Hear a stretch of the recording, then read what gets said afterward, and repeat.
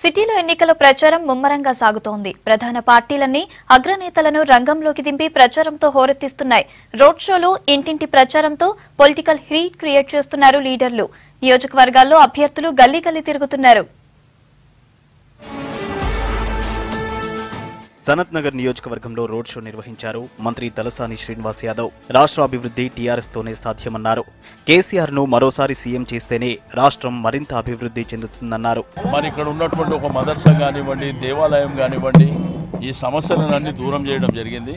తప్పకుండా మరి పేద వర్గాల కోసం అనేకమైనటువంటి కార్యక్రమాలు ఒకవైపున డెవలప్మెంట్ చేస్తూ రెండో వైపున సంక్షేమ కార్యక్రమాలు కూడా షాదీ ముబారక్, కళ్యాణ లక్ష్మి, మరి సన్నబియ్యంతో భోజనం పెట్టేటువంటి ఈ విధంగా చాలా కార్యక్రమాలు చేపట్టడం జరిగింది. ఈ దొంగల కూటమిని ఎవరు నమ్మే పరిస్థితి లేదు.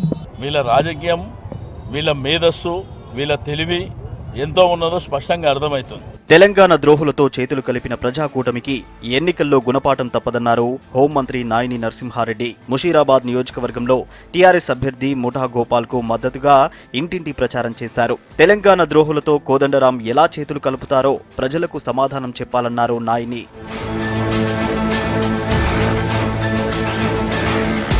టీఆర్ఎస్ నాయకులు ప్రజలను ఎన్ని ప్రలోభాలకు గురిచేసినా ఖైరతాబాద్ లో బీజేపీ గెలుస్తుందన్నారు కేంద్ర మాజీ మంత్రి బండారు దత్తాత్రేయ. హిమాయత్ నగర్ లో చింతల రామచంద్రారెడ్డికి మద్దతుగా ఇంటింటికి తిరుగుతూ ప్రచారం చేశారు.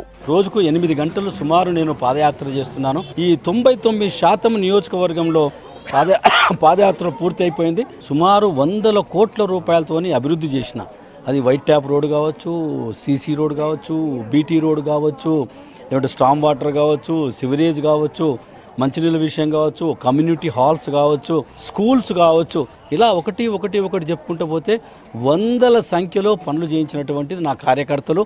ఇలా నా ఎంబడి వస్తున్నటువంటి వాళ్ళు కూడా ఇతను మా మనిషి, మా ఇంటి మనిషి. మేడ్చల్ నియోజకవర్గంలో కాంగ్రెస్ పార్టీ ప్రచారం ఊపందుకుంది. నియోజకవర్గంలో Congress star campaigner Vijayashanti road show నిర్వహించారు. కిచ్చెన్న గారి లక్ష్మారెడ్డికి ఓటు వేసి గెలిపించాలని కోరారు. ఎన్నికల ప్రచారంలో ప్రజల నుంచి టీఆర్ఎస్ కు మంచి స్పందన వస్తోందన్నారు ఖైరతాబాద్ నియోజకవర్గ అభ్యర్థి దానం నాగేందర్. 4 ఏళ్లలో హైదరాబాద్ ను ప్రభుత్వం ఎంతో అభివృద్ధి చేసిందన్నారు. మహాకూటమి నేతల మాటలు నమ్మే పరిస్థితిలో ఓటర్లు లేరన్నారు దానం. గౌరవ ముఖ్యమంత్రి గారు కేసీఆర్ గారు దీన్ని ఎలా చేశాడంటే, అసలు హైదరాబాద్ లో మనం చరిత్ర తిరిగే చూసుకుంటే మంచినీటి ఎద్దడి, ఎక్కడ చూసినా వాటర్ స్కేర్సిటీ. ఈ సమయానికి రోడ్ల మీద స్త్రీలు అన్ని పనులు పాటలు వదిలేసి రోడ్ల మీద నిలబడేవారు. అదేవిధంగా 24/7 కరెంట్ రావడం, సెక్యూరిటీ పాయింట్ ఆఫ్ వ్యూలో మీరు ఎక్కడ చూసినా సీసీ కెమెరాస్ ఉన్నాయి. ఎందుకు పెట్టారు? షీ టీమ్స్ పెట్టారు. ఈరోజు హైదరాబాద్ని ఇంత పెద్ద ఎత్తున చేసి ఒక గ్లోబల్ సిటీ, విశ్వనగరంగా చేయడానికి ఏదైనా ఈ మహాకూటమికి రేపు భంగపాటు తప్పదు. రంగారెడ్డి జిల్లా ఇబ్రహీంపట్నం నియోజకవర్గంలో ప్రచారం చేశారు బీఎస్పీ అభ్యర్థి మల్రెడ్డి రంగారెడ్డి. రామ్దాస్పల్లి, చింతపల్లిగూడ, బొంగులూరు, ఆదిభట్లలో ఇంటింటి ప్రచారంతో పాటు రోడ్ షో నిర్వహించారు. గత 10 ఏళ్లుగా నియోజకవర్గంలో అభివృద్ధి కుంటుపడిందని, అభివృద్ధి నిరోధక శక్తులను తరిమికొట్టాలని పిలుపునిచ్చారు. మీ అందరికీ తెలుసు, గడిచిన 10 సంవత్సరాల నుండి ఈ ప్రాంతానికి ఒక అవినీతి పరుడైన, అభివృద్ధి నిరోధకుడైన, అవకాశవాద రాజకీయాలు చేసే ఒక ఎమ్మెల్యే ఇక్కడ ఉండడం వల్ల మన ప్రాంతం అభివృద్ధి జరగలేదు అనేటువంటి మాట ముందుగా ఈ సందర్భంగా మనవి చేస్తున్నా. కర్మన్ ఘట్ లో ప్రజాకూటమిలో భాగంగా టీడీపీ కార్యకర్తల సమావేశంలో పాల్గొన్నారు ఎల్బీనగర్ నియోజకవర్గ అభ్యర్థి సుధీర్ రెడ్డి. ప్రజాకూటమి అభ్యర్థుల గెలుపు కోసం కాంగ్రెస్, టీడీపీ అభ్యర్థులు కమిట్మెంట్ తో కలిసి పనిచేస్తున్నారని అన్నారు. నియోజకవర్గ అభివృద్ధిపై తనకు పూర్తి అవగాహన ఉందన్నారు సుధీర్ రెడ్డి. అందరూ కూడా ఒక కుటుంబంలాగా కలిసిపోయి ప్రజాకూటమి గెలిపిద్దామన్న ఒక దృఢ నిశ్చయంతో ముందుకు సాగుతున్నారు. ప్రజలు కూడా అదే విధంగా ఆశీర్వదిస్తున్నారు. ప్రజలు కూడా బాగా స్పందిస్తున్నారు. ఎందుకంటే టీఆర్ఎస్ పార్టీ చేసిన మోసాన్ని ప్రజలు ఈరోజు పెట్టుకుంటూ, అలాగే టీఆర్ఎస్ పార్టీ గత 4 సంవత్సరాలు ఎటువంటి అభివృద్ధి కార్యక్రమం చేయలేదు.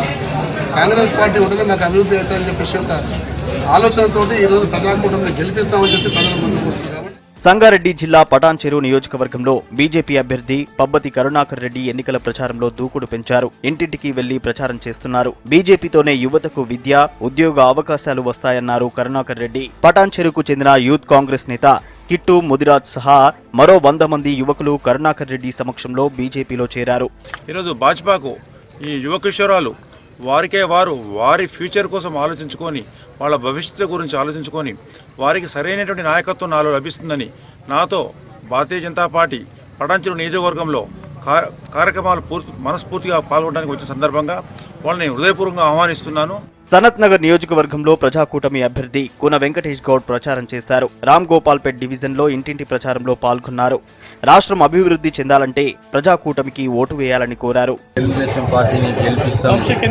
లాస్ట్ టైం కూడా మీ తెలుగుదేశంకి వేయడం జరిగింది. భారీ మెజార్టీతో వారిని గెలిపించినాక శ్రీనివాస్ యాదవ్ గారు పదవి కోసం పార్టీ మారి అక్కడ మంత్రి పదవి తీసుకొని మరి ఏం సేవలు కూడా చేయలేదు. జనాలకు పనులు ఎక్కడెక్కడనే ఉన్నాయి. ఇక్కడ మేము తిరిగినప్పుడు కూడా గుంతలు రోడ్లు అన్నీ కూడా కట్టిన ఉన్నాయి. డ్రైనేజ్ పొంగడం ఇవన్నీ కూడా ఉన్నాయి.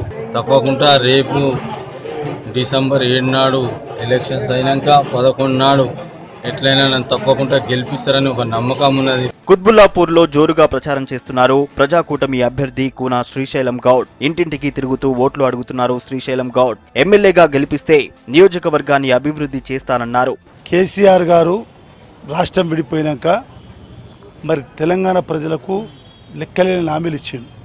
డబల్ బెడ్రూము, 3 ఎకరాలు, ఇంటికో ఉద్యోగం, బంగారు తెలంగాణ అని అందరూ కూడా కేసీఆర్కి ఓటేసి గెలిపించారు. ఆ రోజు 16,500 కోట్ల మిగులు బడ్జెట్ రాష్ట్రం. ఈరోజు 2,50,000 కోట్ల అప్పలప్పాలు చేసిండు. గతంలో శ్రీశైలం స్వతంత్ర ప్రజలు గెలిపిస్తే పార్టీ ప్రాంతం కులం లేకుండా పనిచేసిండు అన్న ఒక ఆలోచనలో మంచి రెస్పాన్స్ ఉంది. మనకు పని చేసేవానికి పట్టం కడతారు వీళ్ళు.